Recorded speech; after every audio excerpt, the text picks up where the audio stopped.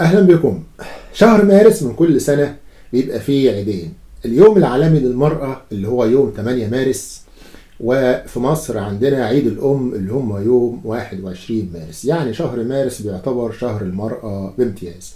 بالمناسبة دي احنا حبينا نعمل حلقة عن الفروق بين المرأة والرجل في العمر وفي الصحة، حيث أنه بيقولوا إن الستات أطول عمرا من الرجالة برغم إن هم صحتهم دايما أضعف وأقل، والإصابة عندهم بالأمراض دايما أكتر. في مفارقة غريبة، تعالوا نعرف أسبابها في الحلقة ديت بعد الفاصل، فابقوا معنا.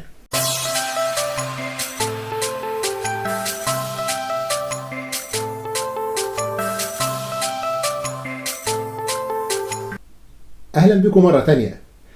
الستات أطول عمرا من الرجالة، ودي حقيقة عرفوها من سجلات الوفيات اللي موجودة في الأمم المتحدة، يعني حيث أن الأمم المتحدة عندها سجلات للمواليد والوفيات لأكثر من 178 دولة حول العالم، وده من سنة يعني 1945 46 بعد الحرب العالمية الثانية بقوا يسجلوا لكل الناس دي.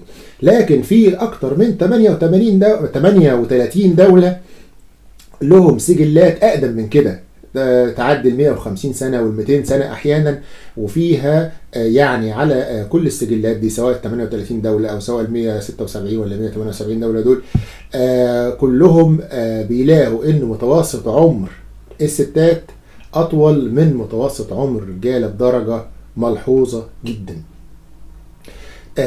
حتى في فترات الكوارث، يعني مثلا في بعض أوبئة أو أمراض بتيجي تصيب بعض الدول، فبيلاقوا ان حتى الستات برضو اكتر مقاومة للامراض دي وبتاخد فترة عمر اطول، برغم ان العمر كله بيقل للرجالة والستات، بس الستات بتبقى فترتها برضو اطول شوية من الرجالة.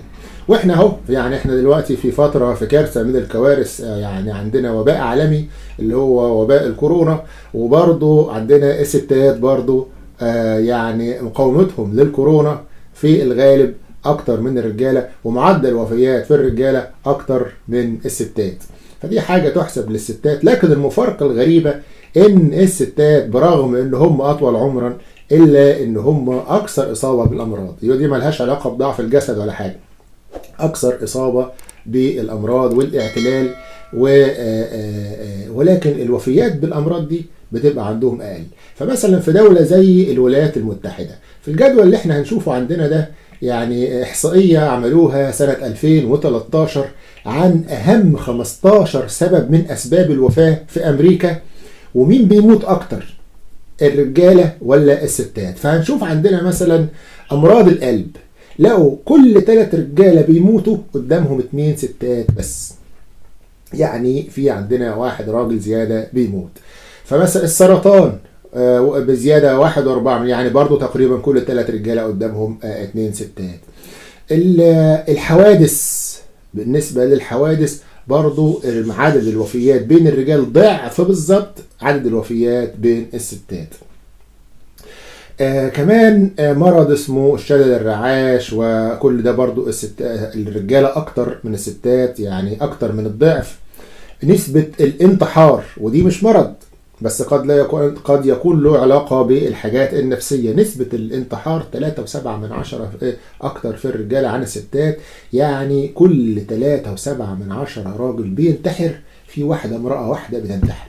فمعنى كده ان هم اكتر مقاومة للضغوط النفسية وتحمل يعني الهاندلنج بتاع المشاكل وبتاع مشاكل الحياة. الرجالة يعني بسرعة بتزهق وبتنتحر. السكر بقى وكل الامراض دي، مفيش غير مرض واحد بس اللي بيتساوى فيه الرجال والستات، وهو جلطة المخ، الجلطة بتاع المخ. ومرض واحد بيتفوق فيه نسبيا بنسبة بسيطة الرجال عن الستات، وهو الزهايمر. يعني الزهايمر نسبة بسيطة جدا، عدد الرجالة اللي بتصاب بالزهايمر أقل بنسبة بسيطة من عدد الستات. فده بيوضح أن المرأة مقاومة للوفاة من الأمراض كلها تقريبا، ما عدا يعني الزهايمر والجلطة بتاعة المخ. ولكن المرأة أكثر إصابة بالأمراض دي وأكثر اعتلال منها، يعني عملية مفارقة غريبة جدا. ايه السر ده؟ ازاي المرأة بتصاب بكل الامراض اكتر من الراجل ولكن لا تموت بهذه الامراض بسرعة زي الرجل؟ فقعدوا بقى يفسروا الحاجات دي، وفي ناس بقى بتقول ان يعني الستات اصلها بتقلق كتير وبتهتم بصحتها كتير وبتروح للدكتور يعني بسرعة وتكشف، وبالتالي يعني بتحافظ على نفسها برغم اصابتها بالامراض دي، الا انها بترعى نفسها صحيا اكتر من الراجل. انما الراجل بقى يعني بيسيب العملية الظاهر لما تتدهور عنده ويبدأ يعني ايه حالته تسوء وممكن ايه تؤدي عنده الى الوفاة. ولكن السبب مش مقنع. ناس تانية تقول لك اصل التهابات المفاصل يعني والغضاريف والحاجات ديت والانسجه الضمه والكلام ده بتزيد عند الستات اكتر بكتير جدا من الرجاله، والالم منها بيزيد، فده بيؤدي الى ان صحه الستات دايما ايه تعبانه والكلام ده. بس في ايه اللي بيخلي الستات برغم انها بتتعب كتير كده والامراض بتصيبها بنسبه اكتر الا انها بتموت بنسبه اقل؟ فدوروا على الاسباب، يعني لقوا حاجتين هم يعني الاكثر يعني اللي انت تقدر تقول بان هم اللي بيسببوا زياده عمر الست ونقصان عمر الرجل. لقوا ان في كوريا ويبدو ان في كوريا عندهم ثقافه معينه ان يعملوا عمليه اخصاء للرجال. ده في التاريخ بتاعهم. عمليه الاخصاء دي بيشيلوا فيها الخصيه، وبالتالي بيفقد الذكر القدره على افراز هرمون اسمه التستوستيرون اللي هو هرمون الذكور. فلقوا في التاريخ بتاعهم ان عملية اخصاء الرجال دي بتطول عمر الرجال من 15 ل 20 سنة عن الذكور العادية اللي في نفس مستواهم الاجتماعي. طبعا انا معرفش ليه في التاريخ بتاعهم موضوع الاخصاء ده منتشر، لكن الموضوع ده برضو لقوه في بعض المستشفيات اللي بتيجي تحصل امراض في الخصية عند الرجال وبالتالي بيضطروا ان هم يستأصلوا الخصية، ان فترة عمر الرجال بتزيد بنفس المقدار.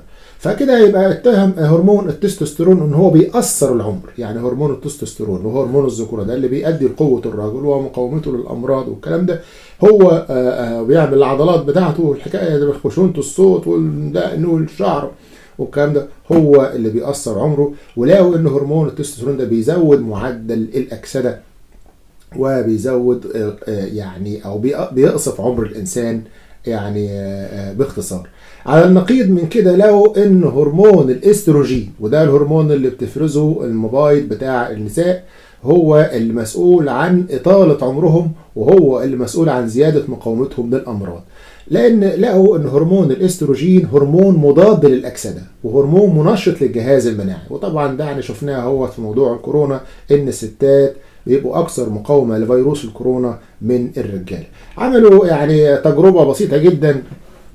جابوا صديقنا الفار ناس الفئران بقى وشالوا المبايض بتاعتها بحيث يعني يبقى ما عندهاش هرمون التستوستيرون، وقالوا نشوف بقى نسبة الشوارد والعوامل المؤكسدة اللي عندهم في جسمهم هتزيد ولا هتقل. لو ان العوامل المؤكسدة بعد ما شالوا المبايض دي عوامل المؤكسدة ارتفعت عندهم بدرجة كبيرة جدا، وطبعا العوامل المؤكسدة دي بتؤدي الى وفاة الخلايا واصابتها بالامراض.